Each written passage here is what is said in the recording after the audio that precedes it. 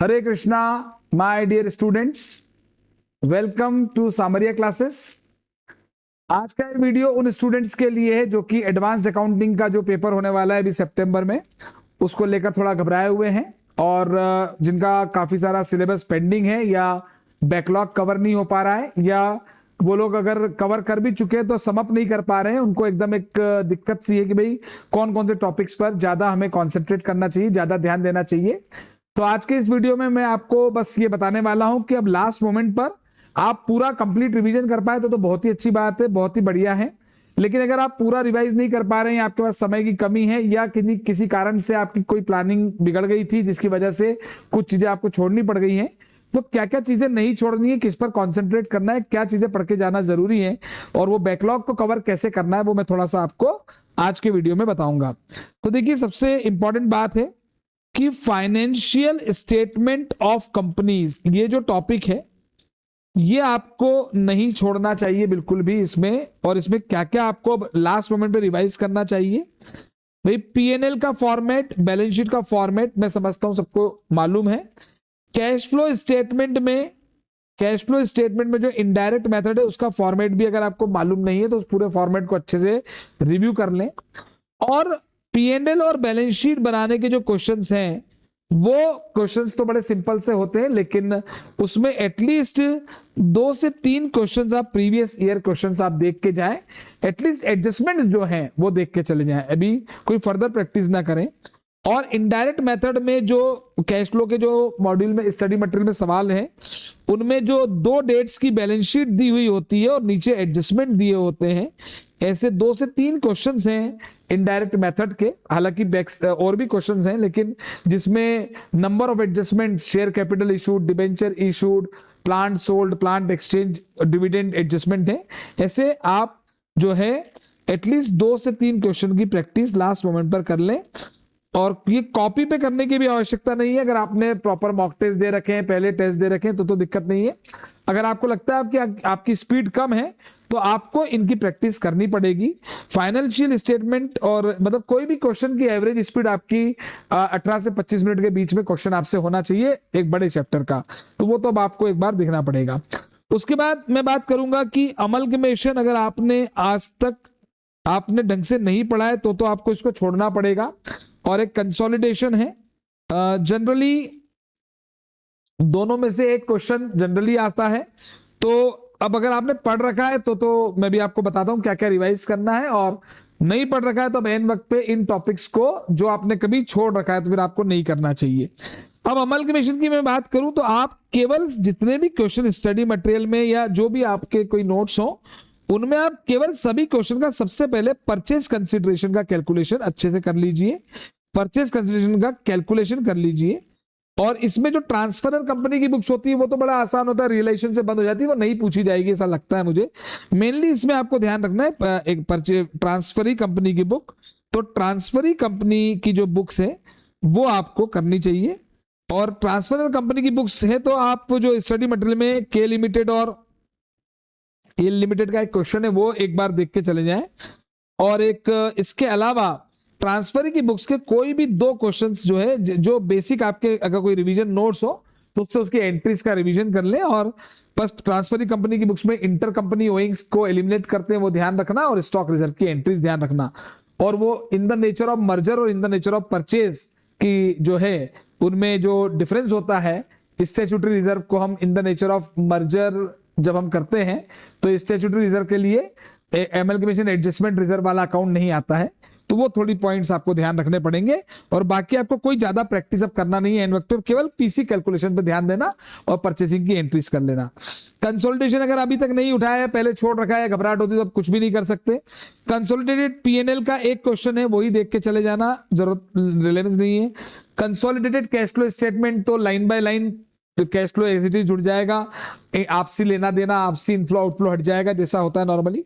लेकिन consolidated balance sheet का question अक्सर पूछा जाता है, तो कंसोलिडेटेड बैलेंस शीट में आपको सिर्फ जो है ये तभी मैं सजेस्ट कर रहा हूं आपको जब आपको प्रॉपरली आपने इस चैप्टर को पहले करा है तो ठीक है ना। अगर आपने इसको नहीं पढ़ा है या इसमें कुछ आपकी वीकनेस है तो फिर अभी एन वक्त पे इसको करने का कोई मतलब नहीं है, लेकिन इंपॉर्टेंट है टॉपिक। और मुझे लगता है कि एडजस्टमेंट्स जो है, तो स्टडी मटेरियल में अगर आपके सारे कॉन्सेप्ट क्लियर है और बेसिक कैलकुलेशन माइनॉरिटी इंटरेस्ट की और प्री पोस्ट में बांटने की अगर आपको आती है, तो फिर आपको स्टडी मटेरियल का जो क्वेश्चंस है, बैक साइड में जो क्वेश्चंस हैं, एक टेस्ट योर नॉलेज के दो क्वेश्चंस हैं, एक तो जिसमें रिवैल्यूएशन का एडजस्टमेंट है और एक जिसमें बोनस शेयर का एडजस्टमेंट है, बोनस शेयर और डिविडेंड का।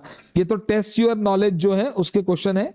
और एक इलस्ट्रेशन 9 या 10 कोई एक इलस्ट्रेशन है जिसमें वो अपवर्ड रिवैल्यूएशन वाला एडजस्टमेंट है। बस वो क्वेश्चंस आप देखकर चले जाएं। अगर आपके कोई शॉर्ट नोट्स है तो उससे डिविडेंड का ट्रीटमेंट जरूर देख के जाएं, और जो प्री एक्विजिशन डिविडेंड का ट्रीटमेंट होता है, और सब्सिडरी कंपनी जब होल्डिंग को डिविडेंड देती है तो होल्डिंग को जब डिविडेंड मिलता है प्री प्रॉफिट में से, तो जो रॉन्ग एंट्री हो जाती है वो पीएनएल में क्रेडिट हो जाता है, वो एक एडजस्टमेंट है जो कॉस्ट ऑफ इन्वेस्टमेंट में हम करते हैं। तो उतना वो इससे इन दोनों, अगर वो नोट से कंसोलिडेशन अगर आपने पढ़ा है पहले, तो अपने किसी शॉर्ट नोट से रिवाइज कर लें और फटाफट से ये 2-3 क्वेश्चन जो मैंने बताए ये कर लें बस। इससे इसके अलावा सब्सिडरी लॉसेज में होती है, वो थोड़ा इंपॉर्टेंट लगता है इस अटेम्प्ट में मुझे, कि जो सब्सिडरी लॉसेज में होती है और उसमें माइनॉरिटी इंटरेस्ट, वो जो हम होल्डिंग के प्रॉफिट से एडजस्ट करते हैं, ऐसा एक इलस्ट्रेशन मॉड्यूल में है, वो आप कर लें सब्सिडरी लॉसेज वाला। ठीक है। अब इसके अलावा नेक्स्ट जो आपको करना चाहिए, मैं समझता हूं कि बायबैक ऑफ सिक्योरिटीज और इंटरनल रिकंस्ट्रक्शन ये तो सबने पढ़ा हुआ होता है, तो इसमें कोई दिक्कत नहीं है, तो रिकॉल नहीं, इसका केवल कॉन्सेप्ट रिवाइज कर लें। और ज्यादा से ज्यादा इंटरनल रिकंस्ट्रक्शन में जो शेयर सरेंडर वाला इलस्ट्रेशन है वो एक बार वापस से देख लेना, क्योंकि एग्जाम टाइम में उसमें गलती कर देते हैं स्टूडेंट्स, है ना। इसके अलावा एक बच जाता है अपना ब्रांच अकाउंटिंग वाला टॉपिक बच जाता है। तो भाई ब्रांच अकाउंटिंग अगर आपने अब नई ढंग से करा है तो उसको बिल्कुल इग्नोर कर दे, वरना सिंपल सी बात मैं आपको बता दूं कि क्या ध्यान रखना है। इंडिपेंडेंट ब्रांच में एक क्वेश्चन है केपी लिमिटेड वाला इलस्ट्रेशन है मॉड्यूल का, वो देख लें। एक अपना केपी लिमिटेड के अलावा एक इलस्ट्रेशन है मेजर लिमिटेड वाला, स्टडी मटेरियल के इलस्ट्रेशन है, वो कर लें इंडिपेंडेंट ब्रांच में। डिपेंडेंट ब्रांच में जो स्टॉक एंड डेटर्स मेथड है, उसमें स्टॉक एंड डेटर्स मेथड में स्टडी मटेरियल में एक अर्नॉल्ड वाला क्वेश्चन है, सॉरी वो तो डेटर्स मेथड का है। स्टॉक एंड डेटर्स मेथड में एक हरीसन लिमिटेड वाला क्वेश्चन है, वो क्वेश्चन देख ले। देखिए कंसेप्ट तो आपके नोट से आप पढ़ ही लेना कि क्या क्या अकाउंट कैसे बनते हैं।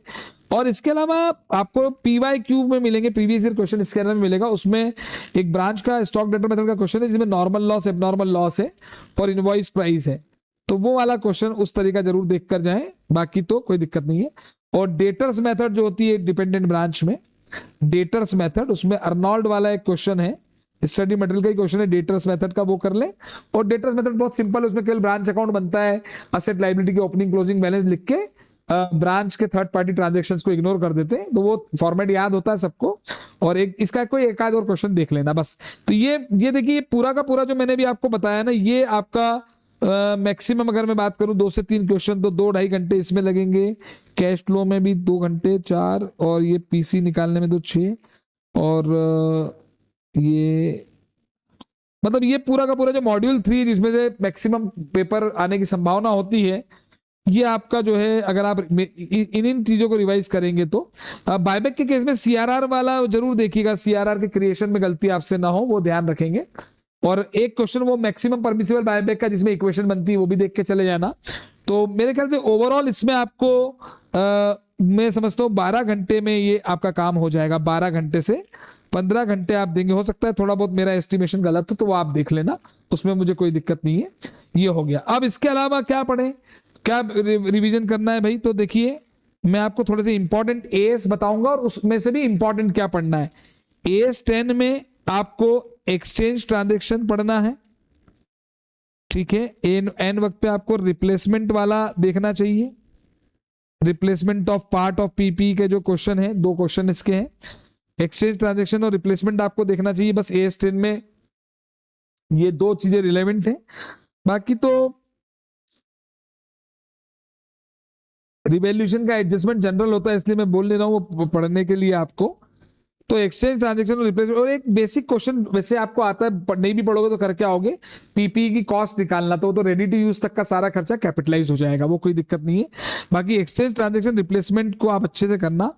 और वैसे डी कमीशनिंग कॉस्ट जो होती है पीपीएस 10 में, तो उसके स्टडी मटेरियल में अच्छे क्वेश्चन नहीं दिए। मैं मेरी क्लास में उसकी अकाउंटिंग एंट्रीज के साथ अच्छे एग्जांपल्स करवाए हुए हैं मैंने, लेकिन स्टडी मैट में तो इसके प्रॉपर क्वेश्चन है नहीं। लेकिन जो सामरिया क्लासेस के टेलीग्राम चैनल पर नोट्स मिलेंगे आपको, उसमें बहुत अच्छा एक्सप्लेनेशन इसका डीसीसी डीकमीशनिंग कॉस्ट का दिया है, तो आप इसको भी एक बार रिवाइज करके जाएं। लेकिन ये कह रहे एंड वक्त पे करने का नहीं है, अगर आपने पहले कर रखा है तो ही करना चाहिए, अदरवाइज फिर इसको छोड़ना चाहिए। ठीक है, AS10 ये हो जाता है। इसके बाद AS28 जो इंपेयरमेंट वाला है, हमें वो करना। AS10 के साथ देखिए मैं समझता हूँ AS26 भी आपका सिमिलर है, तो उसी तरीके से हो जाएगा, कोई दिक्कत नहीं। हाँ, AS10 में ध्यान रखिएगा कंपोनेंट वाइज डेप्रिसिएशन वाला जो होता है, जिसमें हम पार्ट वो रिप्लेसमेंट में कवर हो जाएगा, वो कोई दिक्कत नहीं है। रिवैल्यूएशन का ट्रीटमेंट जरूर ध्यान रखना है इसमें AS10 में, कि अगर अपवर्ड रिवैल्यूएशन है और रिवैल्यूएशन रिजर्व है, तो अपवर्ड रिवैल्यूएशन की वजह से जो एडिशनल डेप्रिसिएशन लगता है वो आप P&L में ही लेके जाएंगे, आपको रिवैल्यूएशन रिजर्व से उसको एडजस्ट नहीं करना है। ज्यादा से ज्यादा उतने अमाउंट को आप रिवैल्यूएशन रिजर्व से सीधे बैलेंस शीट में रिटेन्ड अर्निंग्स में ट्रांसफर कर देंगे। और जिस असेट पर अपवर्ड रिवैल्यूएशन हुआ है, वो असेट अगर आपने बाद में बेची और लॉस भी हुआ है, तो भी लॉस P&L में जाएगा, रिवैल्यूएशन रिजर्व से एडजस्ट नहीं करना है उतना। वो असेट बेचने के बाद पूरा रिवैल्यूएशन रिजर्व रिटेन्ड अर्निंग्स में चला जाएगा। ये प्रोविजन जरूर ध्यान रखना, इस पे क्वेश्चन आ सकता है। फिर AS26 AS28 जो है, AS28 इंपेयरमेंट का है। मैं आपको स्ट्रांगली सजेस्ट करूंगा कि AS28 का थ्योरी कॉन्सेप्ट पढ़ लें आप। कैश जनरेटिंग यूनिट का क्वेश्चन मुझे नहीं लगता आएगा, एंड वक्त पे आप इंडिविजुअल असेट का इंपेयरमेंट पढ़ के जाएं, और PYQs में से कोई भी एक या दो क्वेश्चन देख लेना। मुझे लगता है रिपीटेड क्वेश्चन आने की संभावना मुझे लगती है। AS10 AS28 हो गया ये। इसके अलावा जो है AS10 AS28 हो गया। इसके बाद जो इंपॉर्टेंट AS है AS20 में तो खैर कुछ भी इंपॉर्टेंट नहीं दिया जा सकता। अगर आपने पढ़ा है तो आपको पूरा ही पढ़ना पड़ेगा, क्योंकि अक्सर डाइल्यूटेड EPS ही आएगा कन्फर्म में, और बेसिक EPS में राइट और बोनस शेयर स्पेशल केस है, तो वो आपको राइट शेयर बोनस शेयर ये आपको करना ही पड़ेगा। बोनस शेयर और डाइल्यूटेड EPS में वो पूरा आपको देखना पड़ेगा। इसमें मैं कुछ भी आपको नहीं बता सकता, इंपॉर्टेंट है। नहीं पढ़ा है पहले तो बस उसको छोड़ दीजिए, और अगर पढ़ रखा है तो ये चीजें तो आपको जरूर से जरूर करनी पड़ेगी। डाइल्यूटेड EPS में convertible debenture, bonds, preference share और आपका वो ESOP ऑप्शंस, वो तीनों का देखना पड़ेगा आपको। ठीक है, तो ये है मेन पॉइंट। पर हाँ, जनरल कैलकुलेशन देख लीजिए, कोई स्पेशल केस देखने की जरूरत नहीं है। और weighted average number of share निकालना आना ही चाहिए, वो तो कह रहे ही। और net profit attributable to equity वो तो जनरली दिया रहता है, तो कोई दिक्कत नहीं है। तो AS10 AS28 AS20 हो गया। AS1 इन्वेंट्री वैल्यूएशन जो है AS2 में मुझे लगता है कि आपको अब ज्यादा दिमाग नहीं, जो WIP वाले क्वेश्चन स्टडी मटेरियल में दे रखे हैं वो करने चाहिए, WIP के वैल्यूएशन के। और इसमें जरूर ध्यान रखना कि अकाउंट्स के पेपर में ज्वाइंट प्रोडक्ट बाय प्रोडक्ट का क्वेश्चन जो कॉस्टिंग में आप पढ़ते हैं, वैसा obviously joint product by product भी ईयर एंड पे बच जाएगा। तो इन्वेंट्री का वैल्यूएशन कॉस्ट और NRV विचएवर इज लोअर पे होगा, और कॉस्ट निकालने के लिए ज्वाइंट प्रोडक्ट बाय प्रोडक्ट में हम कॉस्ट को अपोर्शन करते हैं कॉस्टिंग में जो चैप्टर, तो वो कॉस्टिंग का जो चैप्टर है उसके क्वेश्चन, उस तरह के क्वेश्चन या AS2 में पूछे जा सकते हैं, तो वो एक बार देख लेना। बाकी WIP का वैल्यूएशन कर लेना, कोई दिक्कत नहीं है। और स्टडी मटेरियल में टेस्ट योर नॉलेज में पीछे एक क्वेश्चन है जिसमें रॉ मटेरियल, WIP और फिनिश गुड्स तीनों के वैल्यूएशन का एक ही सवाल है, तो उससे सारे कॉन्सेप्ट क्लियर हो जाएंगे, बस उतना कर लेना। बाकी वो फीट, वो वेटेड एवरेज और वो सब क्वेश्चन करने की मेन वक्त पे जरूरत नहीं है, इतना काफी है ना। मैं AS1 AS2 हो गया, 4 AS5 इनके बारे में कुछ नहीं बोलूंगा अभी, ये तो थियोरिटिकल है। अब ये टाइम बचे तो लास्ट मोमेंट पे आखिरी दिन इसके थ्योरी पढ़ जाना, केवल थ्योरी के बेस पे क्वेश्चन देख के आना। अब इसमें AS7 जो है ना, इसमें जो अपना परसेंटेज ऑफ कंप्लीशन अधिकतर निकाल ही लेते हैं आप लोग, इसका एक क्वेश्चन कर लेना। और परसेंटेज ऑफ कंप्लीशन में जो हम एक्सपेक्टेड लॉस का प्रोविजन बनाते हैं, ऐसे ही क्वेश्चन जनरली पूछे गए, वही क्वेश्चन इंपॉर्टेंट है।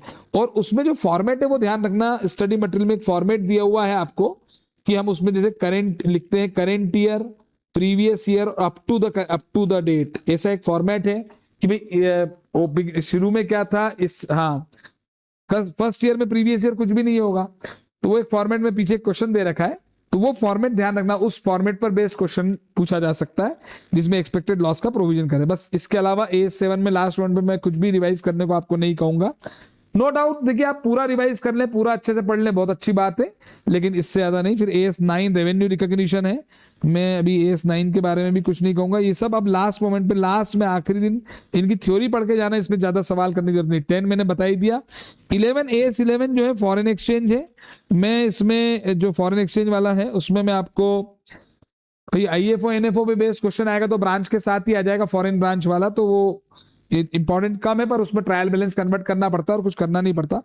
AS11 में एक FC मिटिडा का सवाल आता है, और एक वो ऑप्शन होता है जब हम एक्सचेंज लॉस को कैपिटलाइज करते हैं, कैपिटलाइज, तो वो थोड़ा पढ़ के जाना एंड वक्त पे, उस पर क्वेश्चन आ सकता है एग्जाम में, बस यही एंड वक्त पे मैं कहूंगा आप इसको पढ़ लें। और थ्योरी पॉइंट ऑफ व्यू से तो खैर अब non monetary monetary items important है ही। ये AS12 हो गया, AS11 हो गया, AS12 गवर्नमेंट ग्रांट है, AS13 इन्वेस्टमेंट है। इन्वेस्टमेंट में आप केवल जो है ज्यादा दो एंड वक्त पे केवल 2 सवाल रिवाइज कर लेना।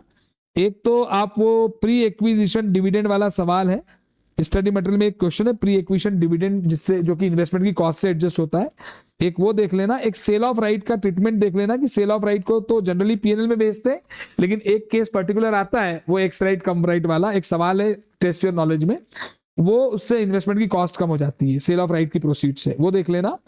और एक कोई कम इंटरेस्ट एक्स इंटरेस्ट वाला कोई भी एक क्वेश्चन आप पढ़ लेना, हालांकि कोई कैलकुलेशन आप देख लेना। कैलकुलेशन देखने के अलावा आपको इसमें कुछ भी नहीं, AS13 में कुछ ज्यादा देखना नहीं है। थ्योरी तो पढ़ना पड़ेगी जो थ्योरेटिकल है भाई, कि लॉन्ग टर्म एक रिक्लासिफिकेशन वाला क्वेश्चन भी लास्ट मोमेंट पे आप देख सकते हैं कि वो लॉन्ग टर्म से करंट में होता है तो क्या और नहीं होता है तो क्या, बस एक एक क्वेश्चन, ज्यादा दिमाग नहीं लगाना। AS14 अमलगमेशन हो गया। 15 AS15 में देखिए अब एक तो वो जो लीव एनकेशमेंट होता है, हालांकि उसके अच्छे सवाल स्टडी मेट में नहीं दिए, मैंने मेरी क्लास में करवाए हुए थे, और हमने भी हमारी क्लासेस में जो चुनौती सीरीज दी थी उसमें AS15 में लीव एनकेशमेंट के प्रैक्टिकल क्वेश्चन मैंने डिस्कस किए हैं, प्रैक्टिकल कैसे करना है आप वो लेक्चर देख सकते हैं, तो उसके वो कॉन्सेप्ट बहुत इंपॉर्टेंट है, वो आपको पढ़ना चाहिए। और एक PUCM मेथड होती है, और PUCM के अलावा एक वो प्लान असेट और PVDBO वाले क्वेश्चन होते हैं, है ना। बच्चे नाम से डरते हैं, मैं कहता हूं भैया ये एसेट है, बढ़ेगी तो डेबिट, कम होगी तो क्रेडिट, लाइबिलिटी है, बढ़ेगी तो क्रेडिट, कम होगी तो डेबिट, सिंपल सी बात है। तो प्लान एसेट का मतलब इन्वेस्टमेंट होता है, तो टेंशन नहीं लेना चाहिए, वैसे तो सिंपल है सवाल। और PUCM मेथड का एक क्वेश्चन जरूर देख के जाए कि कैसे वो क्वेश्चन करना है। AS16 बोरोइंग कॉस्ट है, AS16 बोरोइंग कॉस्ट है, तो ये भी आपको देखना है, पर इसमें जो है ना जनरल बोरोइंग वाला क्वेश्चन, कैपिटलाइजेशन रेट वाला क्वेश्चन आप देख के चले जाएं एंड वक्त पे, एक आध तो क्वेश्चन की जिसमें कैपिटलाइजेशन रेट निकलता हो, और 9/12, 3/12, 4/12 करके जो बोरिंग है। 17 सेगमेंटल रिपोर्टिंग को अभी पढ़ने की जरूरत नहीं है, ये भी मैं इस कैटेगरी में रखता हूँ। AS17 को भी, AS1, 4, 5, 9, 17 को, 18 भी अभी पढ़ने की एंड वक्त पे आवश्यकता नहीं, लास्ट मोमेंट पर आप केवल इनके थ्योरी पढ़ के चले जाएं, अगर नहीं पढ़ा है तो, और पहले पढ़ा हुआ तो केवल कॉन्सेप्ट पढ़ के चले जाएंगे भाई कॉन्सेप्ट क्या। हाँ, AS17 में रिपोर्टेबल सेगमेंट का वो रिपोर्टेबिलिटी का क्राइटेरिया देख सकते हो, देख लो। तो ये 17 हो गया, 18 हो गया। अब आता है 19, AS19 लीज आता है, ठीक है ना। अब लीज में देखिए मैं कहूंगा ऑपरेटिंग लीज की अकाउंटिंग के जो लीज इक्विलाइजेशन वाला सवाल है उसको केवल देख लो, 15-20 मिनट में हो जाएगा अगर आपको याद हो तो। लीज इक्विलाइजेशन कुछ नहीं होता है, वो तो सिंपल सी बात है कि ऑपरेटिंग लीज में लेसी के लिए एक्सपेंस है, लेसोर के लिए इनकम है, बस लीज रेंटल।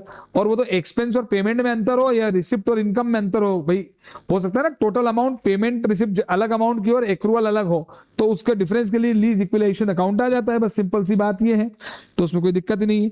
बाकी मेन तो फाइनेंस लीज का सवाल आएगा, पूरा मॉड्यूल बेस्ड ही सवाल आएगा, गारंटेड है। मॉड्यूल में भी फाइनेंस लीज में लेसी की बुक्स आएगी, तो बस लेसी की बुक्स कर लेना। लेसोर की बुक्स अगर कर पाओ तो मैं मना नहीं कर रहा हूं आपको, पर लेसी की बुक्स की अकाउंटिंग आप कर लेना, 1-2 सवाल उसके देख लेना।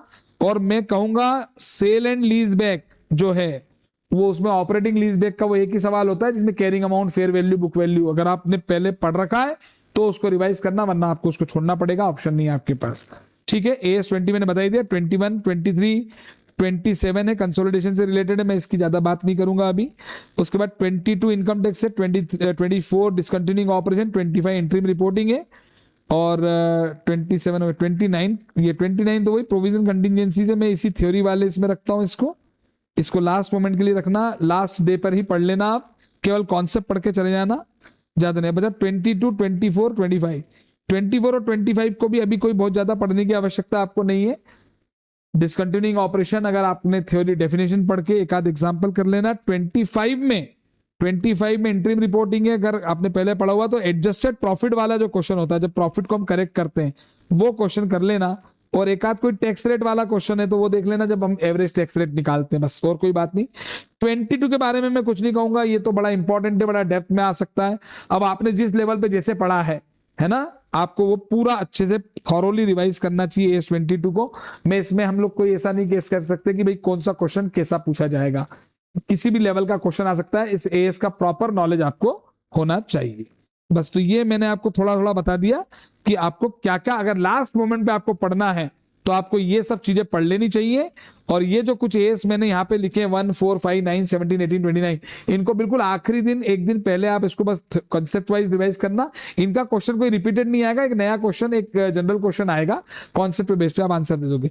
इतना अगर आप पढ़ लोगे, इन प्रोविजंस को आप पढ़ लोगे तो मैं मतलब कह सकता हूं कि आप बहुत अच्छे नंबर ला सकते हो। अभी भी कुछ भी नहीं बिगड़ा है। आज भी आपके पास अगर जो है 10-12 दिन जो भी बचे हैं, तो याद रखना केवल इतने दिन नहीं बचे, इतनी रातें भी बची हैं। लोग कहते हैं 10 दिन बचे, मैं कहता हूं नहीं, 10 दिन और 10 रातें दोनों बचे हैं, तो आप अच्छे से इसको पढ़ सकते हैं। अभी भी पॉजिटिव एटीट्यूड रखो, अभी भी कॉन्सेप्ट पे ध्यान दो, नंबर ऑफ क्वेश्चंस पे ध्यान मत दो, प्रोविजंस पे ध्यान दो। पेपर कॉन्सेप्ट बेस्ड आएगा, प्रोविजंस को पहले दिमाग में रखो और फिर क्वेश्चंस करो। स्टूडेंट बड़े खुश हो जाते हैं कि हमने ये इतने क्वेश्चंस कर लिए। अरे उससे क्वेश्चन से कुछ नहीं होगा, कोई नया क्वेश्चन भी आ सकता है, तो इसलिए प्रोविजंस पे दिमाग लगाओ, ठीक है। तो लास्ट मोमेंट पे जो टॉपिक्स मैंने आपको बोले हैं उन टॉपिक से रिलेटेड थ्योरी और क्वेश्चंस अच्छे से प्रैक्टिस कर लेना। आपको मैं डेफिनेटली कहता हूं कि आप अच्छे नंबरों से पास हो जाओगे एडवांस अकाउंटिंग में। Okay, bye bye. बिल्कुल हमारे चैनल को सब्सक्राइब करो, सामरिया क्लासेस के चैनल को सब्सक्राइब कर लो, ठीक है। और वीडियो अच्छा लगा हो तो लाइक कर देना, ठीक है ना। Bye bye.